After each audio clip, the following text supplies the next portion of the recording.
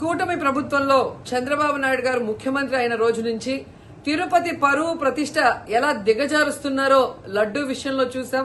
మొన్న మనుషులు చనిపోయిన విషయం మనం చూసాం. ఈ రోజు డిప్యూటీ మేయర్ ఎన్నికల్లో ఏ విధంగా మేయర్ మీద గాని అలాగే వచ్చిన కార్పొరేటర్ల మీద అలాగే దళిత ఎంపీ మీద దాడులు చేయడం మనం కళ్ళారా చూస్తున్నాం.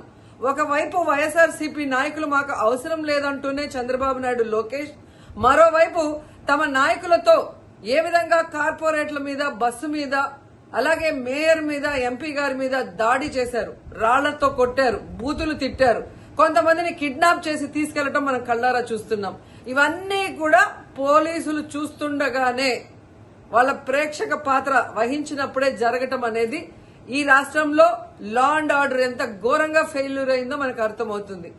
అండ్ పవన్ కళ్యాణ్ గారు మీ ఎమ్మెల్యే, జనసేన ఎమ్మెల్యే తిరుపతిలో ఎంత దిగజారిపోయి ఈ రోజు కార్పొరేటర్ని కిడ్నాప్ చేస్తున్నారో ఒకసారి గమనించండి. నిజంగా మీరు చెప్పుకున్నట్టు చంద్రబాబు నాయుడు, లోకేష్, పవన్ కళ్యాణ్ మాకు 93% సీట్స్ వచ్చినాయి మొన్న ఎమ్మెల్యే ఎంపీ ఎలక్షన్ లో అన్నారు. మీది ఈవీఎం గెలుపు అని అందరూ కూడా అనుకున్నారు. అదే నిజం అనేది ఇక్కడ మళ్లీ ప్రూవ్ అయింది. ఎందుకంటే నిజంగా ప్రజల ఓట్లతో మీరు 93% సీట్లు సంపాదించుంటే ఈ రోజు ఒక డిప్యూటీ మేయర్ పోస్ట్ కి ఇంత రాద్ధాంతం చేసి ఈ విధంగా రౌడీజం, గుండాయిజం చేసి కిడ్నాప్ చేయాల్సిన అవసరం ఉందా అని నేను అడుగుతున్నా. మీకు దమ్ము ధైర్యం ఉంటే, ప్రజలు మీ పక్షాన ఉన్నారు, మీ ప్రభుత్వం సక్రమంగా పనిచేస్తుంది, ఇచ్చిన హామీలు నెరవేరుస్తుంది అని మీరు నమ్ముంటే ఈ కార్పొరేటర్లతో రాజీనామా చేయించి మీ గుర్తు మీద గెలిపించుకొని మీరు ఎన్నికలు జరిపించుంటే ప్రతి ఒక్కరు మిమ్మల్ని శభాష్ ఉంటారు. కానీ ఇక్కడ జరిగే ఒక డిప్యూటీ మేయర్ ఎన్నికలకే ఈ విధంగా ఒక మహిళని చూడకుండా మేయర్ ని ఏ విధంగా హ్యూమిలేట్ చేస్తున్నారు, ఆమె మీద దాడి చేస్తున్నారు, అలాగే ఒక దళిత ఎంపీ గురుమూర్తి గారి మీద ఎలా బూతులతో తిట్టి దాడి చేస్తున్నారో టీవీలో అందరూ గమనిస్తున్నారు. సో మీరు ఫెయిల్యూర్ అయ్యారు. ఈ 7 నెలల కాలంలో ప్రజలు మిమ్మల్ని అసహించుకుంటున్నారన్న విషయం తెలిసి ఇలా దిగజారుడు రాజకీయాలు, రౌడీ రాజకీయాలు చేయాలనుకోవటం నిజం కాదని నేను అడుగుతున్నా. ఒకవైపు ఎలక్షన్ కమిషన్ మేము రిక్వెస్ట్ చేస్తున్నాం, ఇలాంటి కూటమి ప్రభుత్వం చేసే ఈ దారుణాలకి ఫుల్ స్టాప్ పెట్టండి.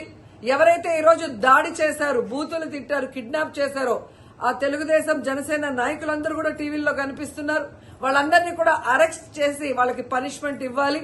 అలాగే ఎన్నికలు, డిప్యూటీ మేయర్ ఎన్నికల్ని ప్రజాస్వామ్యబద్దంగా నిర్వహించాలని ఈసీని డిమాండ్ చేస్తున్నాం. అలాగే చంద్రబాబు నాయుడు, లోకేష్, పవన్ కళ్యాణ్ కి తెలియజేసుకుంటున్నాం, మీకు ప్రజల పక్షాన నిలబడి ప్రజలకి మంచి చేశాము అన్న నమ్మకం ఉంటే మీకోసం ఎవరైనా వస్తే వాళ్ళతో రాజీనామా చేయించి మీ పార్టీ గుర్తు మీద మీరు ఎన్నికలకి వెళ్ళండి. 3 పార్టీలు ఉన్నాయిగా, బీజేపీ, తెలుగుదేశం, జనసేన. మరి మీకు ప్రజలు ఓట్లేస్తారన్న నమ్మకం లేదా? లేదా ప్రజాబద్దంగా గెలిచిన కార్పొరేటర్లతో మీరు రిజైన్ చేయిస్తే వాళ్ళు గెలుస్తారన్న నమ్మకం లేదా అని ప్రశ్నిస్తున్నాను.